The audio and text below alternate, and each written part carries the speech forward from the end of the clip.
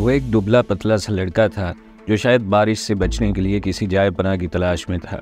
कपड़ों के रंग से वो किसी स्टोर में काम करने वाला वर्कर ही लग रहा था, क्योंकि वो यूनिफॉर्म में था।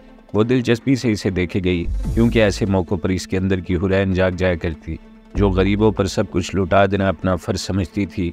अभी भी वो यही सोच रही थी कि कैसे इसकी मदद की जाए कि अचानक सामने का पूरा मंजर तब्दील हो गया।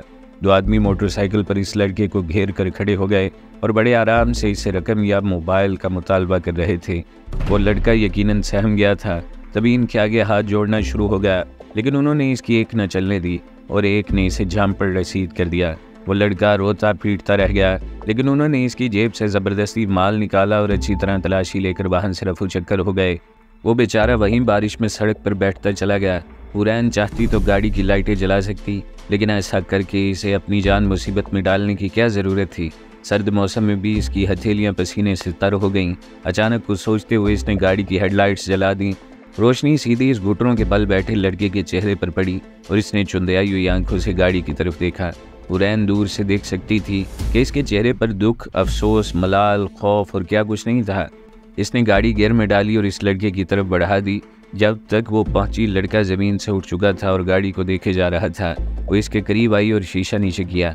गाड़ी में बैठ जाएं, इसने दुख भरे लहजे में कहा। तो वो लड़का बगैर कोई बात किए दूसरी तरफ से फिर कर आया और दरवाज़ा खोलकर गाड़ी में बैठ गया। हुरैन ने गाड़ी फिर से रोड साइड पर लगाकर इसकी लाइटें बंद कर दी। ये क्या माजरा था भाई? कौन थे ये लोग? हुरैन पुरएतमाद लहजे में बोली। लड़का इसका हम उम्र ही था, लेकिन काफ़ी सहमा हुआ था। वो पता नहीं, लेकिन वो मेरे सारे पैसे ले गए। मैंने आज ही अपने बॉस से उधार लिया था, लेकिन वो सब ले गए। लड़का खौफ और सर्दी की शिद्दत से कांप रहा था। हुरैन ने गाड़ी में चलते हीटर की रफ्तार बढ़ा दी। काम डाउन, आराम से बताओ कि तुम कौन हो और ये कौन थे और कितने पैसे ले गए तुमसे। हुरैन को इसका इस तरह घबराना और डरना कोफ्त में मुब्तला कर रहा था। जी मैं हातिम हूँ। मैं वो सिटी मार्ट में काम करता हूँ। मेरे बहन की शादी होने वाली है। मैंने आज ही बॉस से 50,000 लोन लिया था, लेकिन वो सब ले गए। वो लड़का रो देने के करीब था। अच्छा तो तुम हातिम, तुम परेशान ना हो, कोई ऐसी बात नहीं, सब ठीक हो जाएगा। तुम प्लीज़ लड़कियों की तरह रोना बंद करो। हुरैन का ज़बत जवाब दे चुका था। रोऊं ना तो और क्या करूं? बहन की शादी सर पर है, बाप है नहीं मेरा, घर का वाहिद सहारा यानी कमाने वाला मैं ही हूँ, और जो उधार लिया था वो भी घर जाने से पहले ही छिन गया। आप अंदाज़ा नहीं कर सकती इन सब बातों का, क्योंकि आप तो मौसम एंजॉय करने निकली है ना। मुझसे पूछे कि मैं कैसे इस नुकसान को पूरा करूँगा। वो लड़का जज्बाती लहजे में बोला। तो हुरैन ने एकदम चौंक कर इसे देखा। थोड़ी देर पहले हिरासा नजर आने वाला लड़का जब बोलने पर आया तो इसे तलख हकीकत से रोशनास करवा गया। मेरी बात सुनो, क्या नाम बताया तुमने अपना? हाँ हातिम।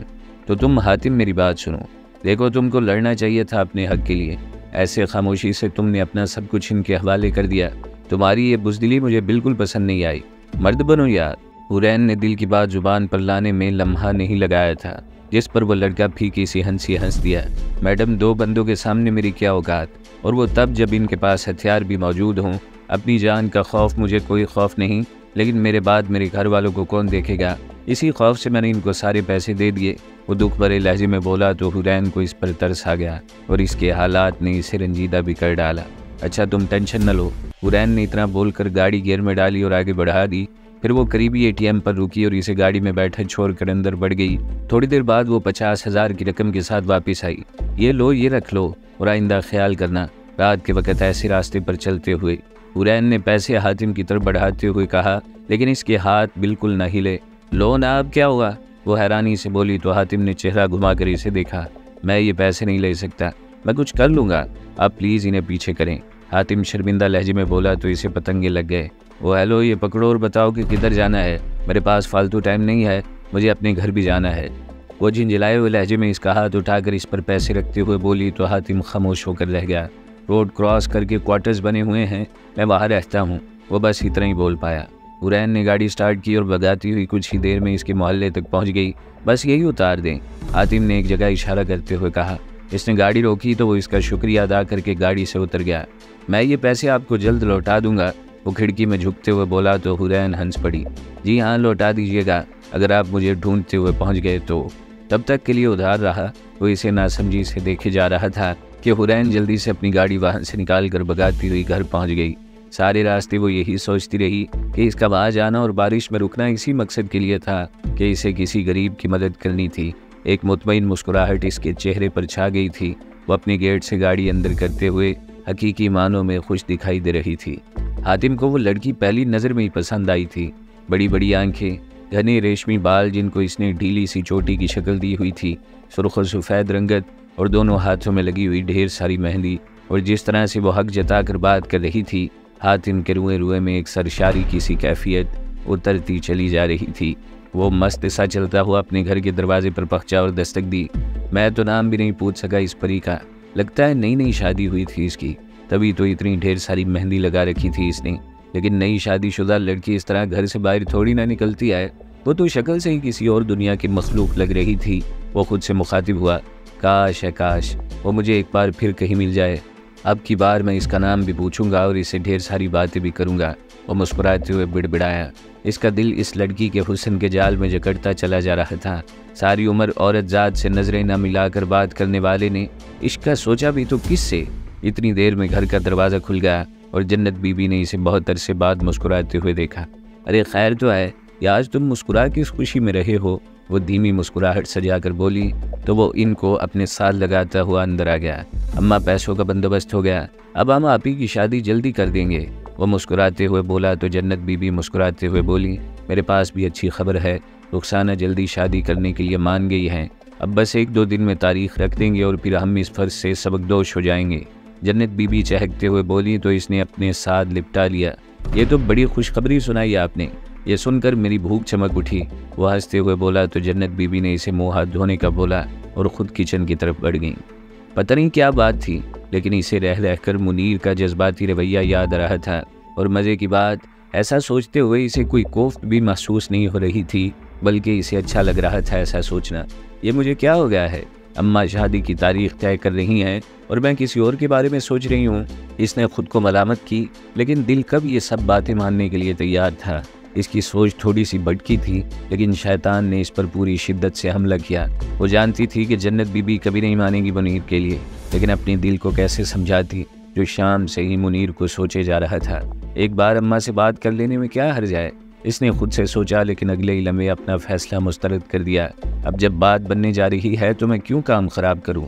जो मेरी किस्मत में हुआ मुझे मिल जाएगा। इसने खुद को समझाया और उठकर कमरे से बाहर निकल आई। साथ ही बरामदे में बिछी चारपाई पर हातिम बैठा खाना खा रहा था, जबकि जन्नत बीबी इसे कुछ बता रही थी। इसे देखते ही वो खामोश हो गई और इसे भी साथ बैठने का मशवरा दिया। रुखसाना मान गई या शाजिया? 1-2 दिन में हम लोग तारीख रख देंगे और फिर जल्द ही तू भी अपने घर की हो जाएगी। जन्नत बीबी तशक्कुरामेज़ लहजे में बोली। इसे भी ये बात सुनकर खुश होना चाहिए था, लेकिन इसे हैरत हुई जब इसे किसी खुशी का एहसास न हुआ। क्या हुआ मेरी बच्ची, तुम खुश नहीं हो? जन्नत बीबी जो इसके चेहरे को देख रही थी, इसे खामोश देखकर बोली। नहीं अम्मा, बहुत खुश हूँ, बस सब खैर खैरियत से हो जाए। वो बस इतना ही बोल पाई। इसका जहन कहीं और पहुँचा हुआ था। आसमा आपी के वक़्त तो हम लोग ठीक से कुछ कर नहीं पाए थे। आपकी बारी हमने बहुत कुछ सोचा हुआ है, देखना कैसे धूमधाम से करते हैं हम आपकी शादी। हातिम झूमते हुए बोला तो वो फीकी सी हंसी हंस दी। फिर इन दोनों को बातें करता छोड़कर वो उठी और दोबारा से अंदर चली गई। एक आग सी थी जो इसके अंदर जल रही थी। दिल को किसी हालत में चैन नहीं आ रहा था। बागी दिल जब बगावत पर उतर आए तो फिर वह कुछ नहीं देखता, ना इज्जत, ना रिश्ते और ना ही अपनी जानिब उठती हुई उंगलियां। इसे रह रहकर वो लम्हे याद आ रहे थे जब वो मुनीर की कैद में थी और वो प्यार से समझा रहा था कि वो इसके हक में राजी हो जाए। इसने सख्ती से अपनी आंखें मींच ली और बालों को मुट्ठी में जकड़ लिया। थोड़ी देर इसी हालत में सोचती रही और फिर एक फैसले पर पहुंचती हुई मुतमईन होकर लेट गई। इसने सोच लिया था कि इसे आगे क्या करना है।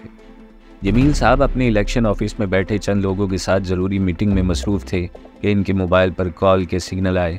शब्बीर ने मोबाइल की स्क्रीन देखी तो जमील साहब को अपनी तरफ मुतवज्जा किया। सर, हमारी फैक्ट्री के मैनेजर की कॉल है। वो मुअद्दब लहजे में बोला। हाँ तो सुनो ना कि क्या कह रहा है, मुझे डिस्टर्ब मत करो, उन्होंने झिंझिलाए हुए लहजे में जवाब दिया। शब्बीर कॉल अटेंड करके थोड़ी देर दूसरी जानिब कुछ सुनता रहा और फिर दोबारा से जमील साहब को मुखातिब किया। सर जी, वो सारे फैक्ट्री वर्कर्स ने हड़ताल कर दी है। मैंने वजह भी पूछी है, लेकिन मैनेजर कहता है कि जमील साहब को खुद यहाँ आना होगा। बात ऐसी नहीं है जो फ़ोन पर बताई जा सके। शब्बीर जानता था कि इस बात पर जमील साहब का रद्द-ए-अमल कैसा होगा, और हुआ भी यही। क्या बकवास कर रहे हो? अब मैं इतना वेला हूँ कि ज़रा सी हड़ताल पर खुद फैक्ट्री जाऊँ? ऐसा करो तुम फ़ौरन निकलो और वहाँ जाकर देखो क्या भौंक रहे हैं ये गंदी नाली के कीड़े, फिर मुझे हालात से अपडेट करना। चलो शाबाश, जल्दी निकलो। इसको जाने का इशारा करके वो दोबारा से अपनी मीटिंग में मसरूफ़ हो गए। तकरीबन आधा घंटा गुजरा होगा कि इनको शब्बीर की कॉल मौसूल हुई। हाँ शब्बीर बोलो, क्या मसला है? वो इत्मीनान भरे लहजे में बोले जैसे इनके लिए कोई बात ही ना हो। सर आप यहाँ आ जाएं तो बेहतर होगा, सब वर्कर्स बहुत गुस्से में हैं। शब्बीर परेशान लहजे में बोला तो जमील साहब का पारा आसमान को छूने लगा।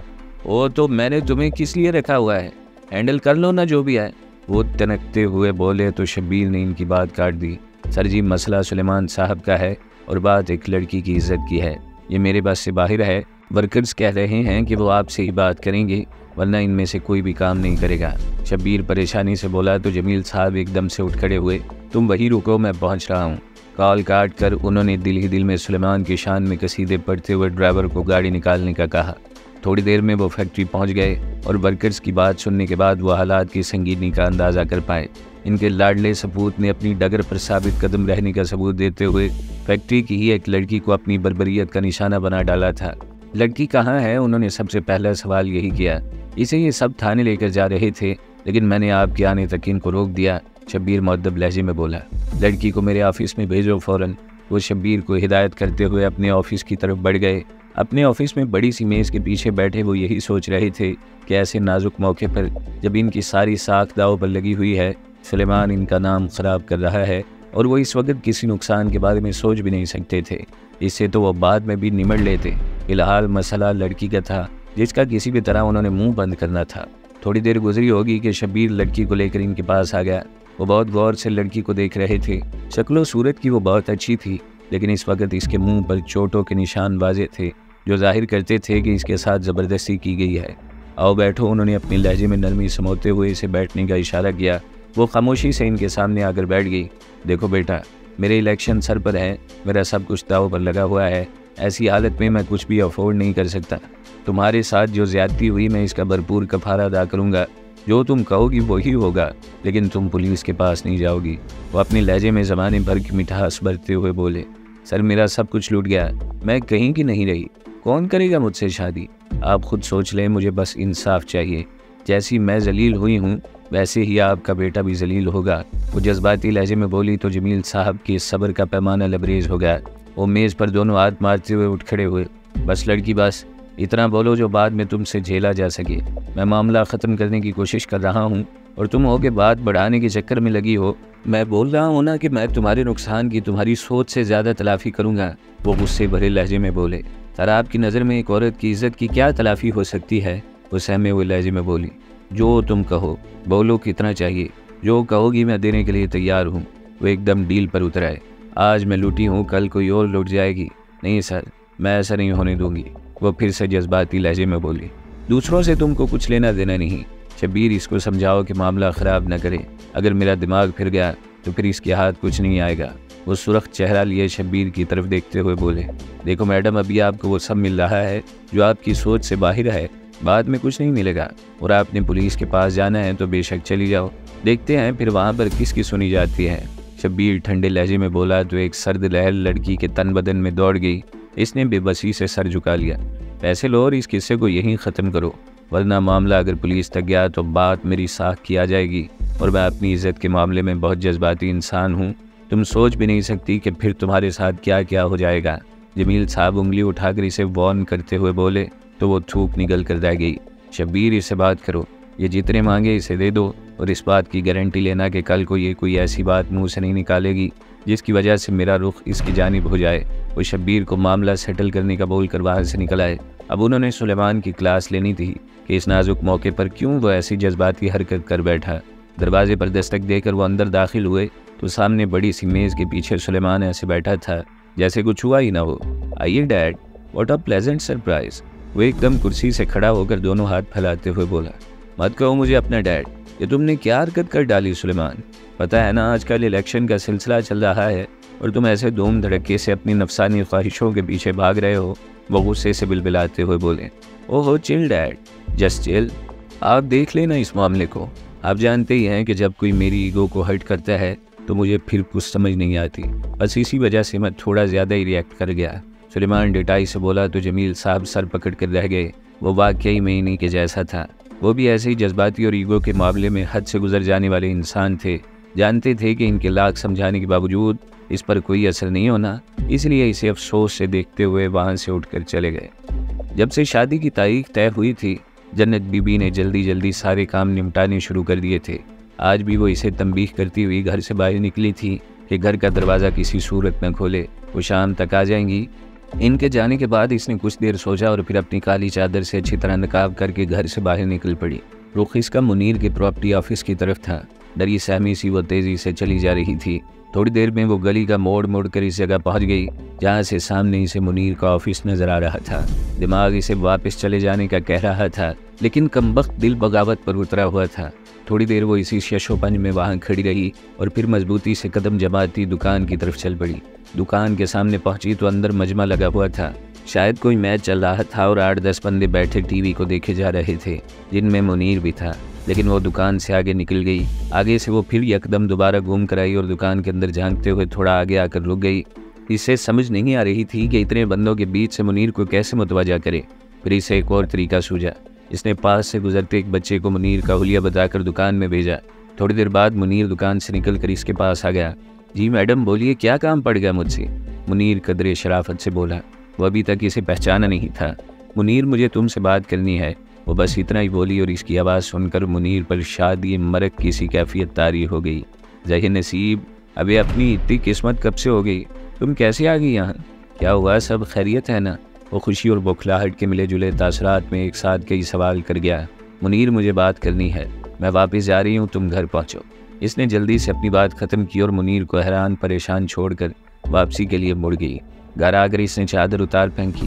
ज़रा सी देर में वो पसीने में नहा गई। थोड़ी ही देर गुजरी होगी कि बाहर बारिश टूट कर बरसने लगी और साथ ही दरवाजे पर दस्तक हुई। वो जानती थी कि कौन होगा, इसलिए दरवाज़ा फ़ौरन से खोल दिया। मुनीर कपड़े झाड़ता हुआ जल्दी से अंदर चला आया तो इसने पीछे से दरवाज़ा बंद कर दिया। इसे लेकर वो अपने कमरे में आई तो मुनीर इसे सवालिया नज़रों से देख रहा था। बैठो और मेरी बात गौर से सुनो, वो बेखौफी से बोली तो मुनीर थोड़ा परेशान नजर आने लगा। जो भी था, लेकिन इसे शाजिया से इतनी हिम्मत की तवक्का नहीं थी। देख लो, कोई याद नहीं जाएगा? मुनीर ने तस्दीक चाही। शायद वो कुछ और ही सोच रहा था। नहीं, कोई नहीं आता, तुम बैठो। वो इसे बिठाकर खुद बाहर निकल आई और बेमकसद ही दरवाज़ा चेक करते हुए वापस इसके पास पहुंच गई। देखो मुनीर, हालात बहुत ख़राब हो गए हैं। हालांकि सारा मोहल्ला तुम्हें बुरा समझता है, लेकिन मैं ऐसा नहीं सोचती। लोग जो भी कहें, लेकिन मैं जानती हूँ कि तुम्हारा दिल बहुत अच्छा है और तुम एक ख्याल करने वाले मर्द हो। इसने मुनीर को पानी का गिलास पकड़ाते हुए अपनी बात का आगाज़ किया तो वो नासमझी से इसे देखेगा। देखो, मैंने पूरी कोशिश की, लेकिन अम्मा ने इधर बातचीत पक्की कर दी है। मैं चाह कर भी इन्हें इनकार नहीं कर सकती। और तुम तो जानते हो कि एक लड़की की इज्जत ही इसका सब कुछ होता है। मेरे हाथ में कुछ नहीं है मुनीर, और मैं चाहती हूँ कि तुम अपनी मोहब्बत की लाज रखते हुए इस मामले से हट जाओ। वो पूरी उम्मीद नज़रों से इसे देखते हुए बोली तो मुनीर के चेहरे पर एक रंग आकर गुजर गया। ये क्या हुक्म दे दिया यार अपने को तुम्हारे सिवा कोई और नहीं चाहिए। मैंने तुमको बोला था कि किसी भी तरीके अपने हक में फ़ैसला करना है, लेकिन तुमसे इतना सा काम नहीं हो सका। मुनीर का पारा चढ़ने लगा तो वो एकदम से पंजों के बल इसके सामने ज़मीन पर बैठ गई और इसकी तरफ देखने लगी। मुनीर, मैं तुमको कोई हुक्म नहीं दे रही, मैं बस ये कह रही हूँ कि प्लीज़ अगर तुमको मुझसे थोड़ी सी भी मोहब्बत है तो इसकी लाज रख लो और इस बात का सबूत दो कि लोग तुम्हारे बारे में गलत सोचते हैं। वो पूरी उम्मीद नज़रों से इसे देख रही थी और आंसू इसकी आंखों से रवां हो चुके थे, जबकि इसके बरक्स मुनीर के दिमाग में तूफ़ान से चल रहे थे। वो किसी सूरत इसे गंवाना नहीं चाहता था। इसने इसे शानों से थाम कर ज़मीन से उठाया और इसे बिस्तर पर बिठाते हुए इसकी तरफ देखा। मैं बहुत बुरा बंदा हूँ शाजिया, अपने को आज तक कभी किसी चीज़ की टेंशन नहीं हुई, लेकिन आज तुमने मेरे को सख्त टेंशन में डाल दिया। कभी सोचा भी नहीं था कि ऐसा दिन भी अपने को देखना पड़ेगा। मुनीर इसके सामने बैठ गया और अपना सर इसकी गोद में गिरा लिया तो इसके रोने में मज़ीद शिद्दत आ गई। क्या कुछ नहीं सोचा था अपने और तेरे बारे में, लेकिन साली किस्मत साथ छोड़ गई। मुनीर रूहान से लहजे में बोला तो वो बेबसी से इस 6 फुट के नौजवान को देखे गई। मेरी भी कुछ ऐसी हालत है मुनीर, मैं भी तो झेल रही हूँ ना ये दुख। मुझे सांस नहीं आ रही जब से अम्मा ने रिश्ते की बात पक्की की है। वो मुनीर के बाल सहलाते हुए बोली तो वो एकदम से उठ खड़ा हुआ। वो समझी कि वो कोई सख्त बात कहेगा या अपनी बात मनवाएगा, और वो इन सब के लिए जहनी तौर पर तैयार भी थी, लेकिन वो बगैर कुछ कहे इसकी तरफ देखे गया। जाओ शाजिया, जब साली किस्मत में ही नहीं तो मैं कौन होता हूँ तकदीर से लड़ने वाला। वो बेबसी से बोला और फिर जैसे खामोशी से आया था वैसे ही दरवाज़ा खोलकर बाहर निकल गया और वो वहीं बैठी इस अनहोनी को सोचती रह गई।